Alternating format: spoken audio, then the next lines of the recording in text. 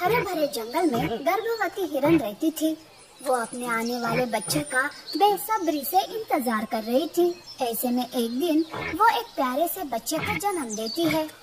हिरन बहुत ही खुश हो जाती है और खुशी से अपने बच्चे से कहती है, आज मेरे जीवन का सार्थ पूरा हुआ। अब तो मेरी सारी जिंदगी बस मेरे बच्चे के लिए नौछावर। मेरे प्यारे बच्चे, मैं तुम्हें कभी कोई कमी नहीं होने दूंगी और अपनी जान देकर तुम्हें बचाऊंगी। हिरन अपने बच्चे को बहुत प्यार करती थी। वो उसे हर खतरे से बचा कर रखती थी।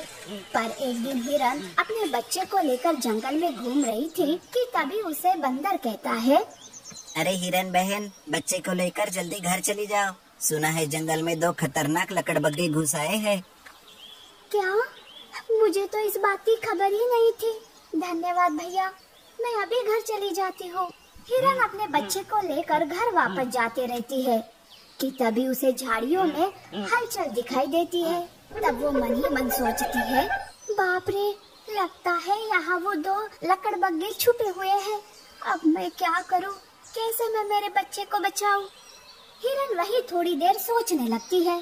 तब वो अपने बच्चे को झाड़ियों में सुला देती है और ऐसा बर्ताव करती है कि जैसे उसे कुछ पता ही ना हो। तब वो मन ही मन सोचती है, अब जब वो लकड़बग्गे मेरे पास आएंगे तो मैं यहाँ से भागते हुए उन्हें दूर ले जाऊंगी।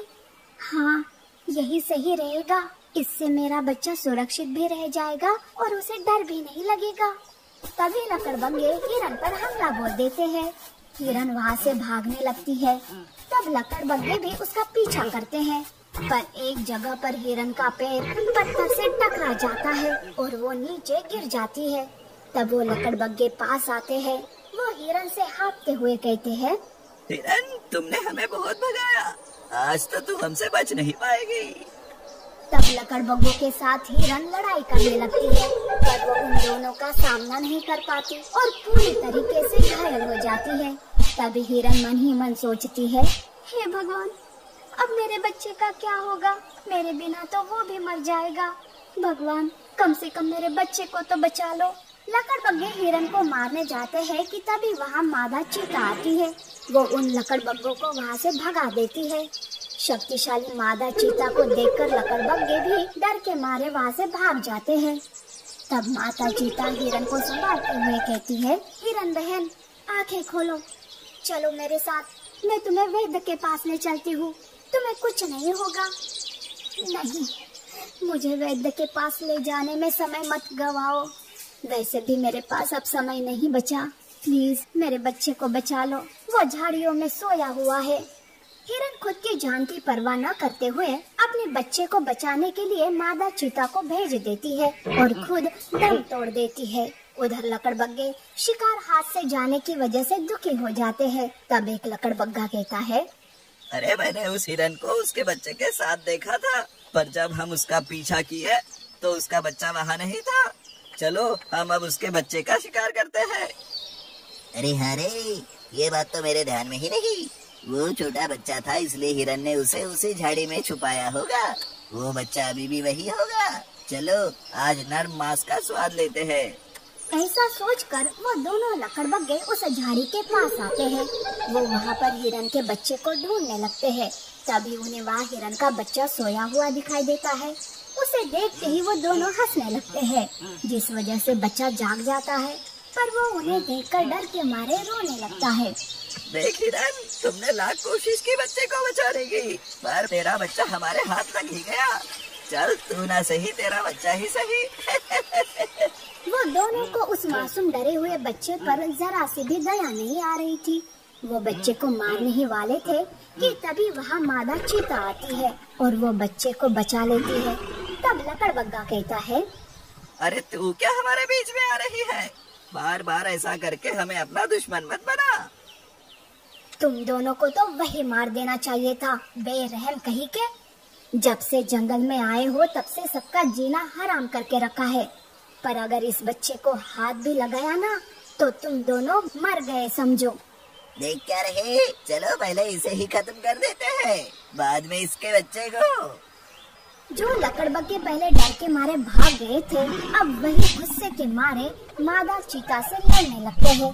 पर मादा चीता पूरी ताकत से उन दोनों को मार देती है और उनका किस्सा हमेशा हमेशा के लिए खत्म कर देती है।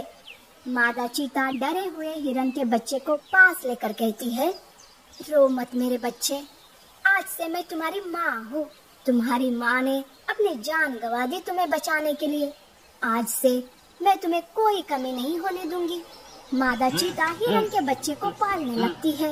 हिरन का बच्चा भी माता चीता को ही अपनी माँ समझने लगता है। उन दोनों के इस अनोखे रिश्ते की बातें जंगल में होने लगती है। मादा चीता एक माँ का पूरा कर्तव्य निभाते हुए हिरन के बच्चे का पालन पोषण करने लगती है और उसी के साथ खुशी से जीवन गुजारने लगती है। सफेद शेरनी के बच्चे की माँ काली बाघिन। शेर के मरने के बाद जंगल की जिम्मेदारी गर्भवती सफेद शेरनी पर आती है। शेरनी अपनी जिम्मेदारी बखूबी निभा रही थी। जंगल के जानवर भी सफेद शेरनी से बहुत खुश थे। एक दिन सफेद शेरनी एक प्यारे से बच्चे को जन्म देती है। सफेद शेरनी उस बच्चे को सिम्बा नाम देती है। सिम्बा के आने से जंगल के सारे जानवर बहुत खुश हो जाते हैं। सारे जानवर सिम्बा को देखने और सफेद शेरनी को बधाई देने आते हैं। तब हिरन कहती है, महारानी बहुत बहुत बधाई हो। सिम्बा तो महाराज के जैसे ही दिख रहा है। हम सबको पूरा विश्वास है कि वो आपके तालीम में एक अच्छा राजा बनकर हम सबकी रक्षा करेगा। सफेद शेरनी सिम्बा के साथ साथ पूरे जंगल का भी अच्छे से ख्याल रखती थी। ऐसे ही कुछ दिन बीत जाते हैं। एक दिन जंगल में एक खूंखार बाघ आता है। वो जंगल को देखकर मन ही मन सोचता है, ऐसा जंगल तो मैंने पहले कभी नहीं देखा। वैसे इस जंगल की महारानी एक शेरनी ही है। मैं आसानी से उसे मारकर इस जंगल का राजा बन सकता हूँ। ऐसा सोच बाघ अपनी ताकत दिखाने जंगल के जानवरों पर हमला करता है। जंगल में एकदम से अफरा तफरी मच जाती है। जब ये बात शेरनी को पता चलती है तब वो सिम्बा से कहती है, बेटा सिम्बा, तुम तुरंत यहाँ से भागकर पहाड़ की चोटी पर चले जाओ। मैं इस बाघ को मारकर तुम्हें जल्दी ही बुला लूंगी। नहीं माँ, मुझे अकेले में डर लगता है। मैं आपको छोड़कर कहीं नहीं जाऊंगा। बेटा, अभी मेरी इस जंगल को ज्यादा जरूरत है। जानवरों को भी तुमसे बड़ी उम्मीद है बेटा, इसीलिए तुम्हारा जिंदा रहना बहुत ही जरूरी है। मेरी बात मानो बेटा, चले जाओ यहाँ से। तब सिम्बा भागते हुए पहाड़ की चोटी पर चला जाता है। सफेद शेरनी बाघ से लड़ने उसके पास जाती है।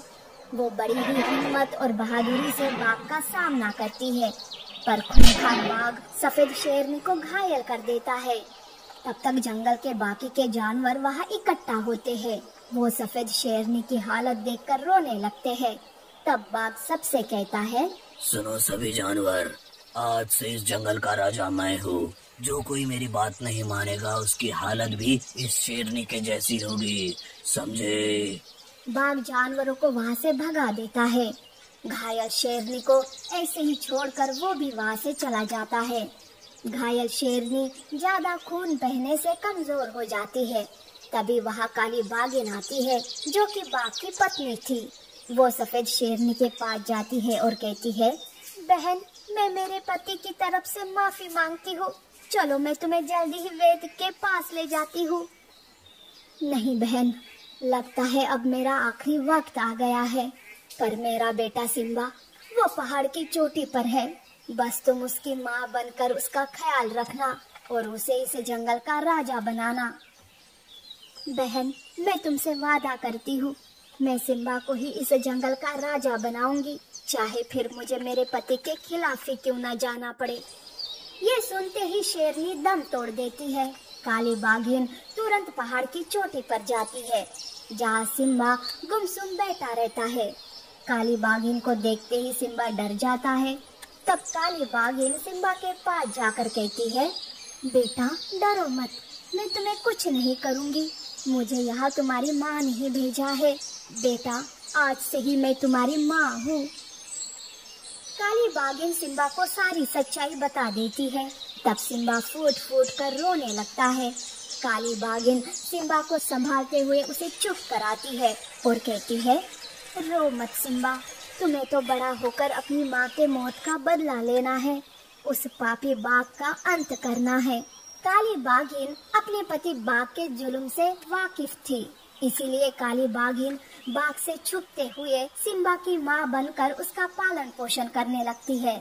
तो उधर बाघ जंगल का राजा बनकर जानवरों पर सितम करते रहता है। इस तरह से कुछ साल बीत जाते हैं।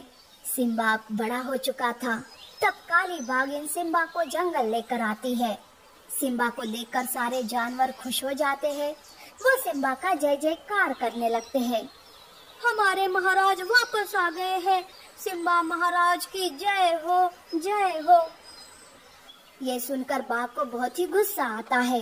वो दहाड़ लगाते हुए गुस्से से कहता है, कौन है ये सिम्बा और तुम सब उसकी जय जयकार क्यों कर रहे हो? तुम्हारे मुंह में बस मेरा नाम होना चाहिए।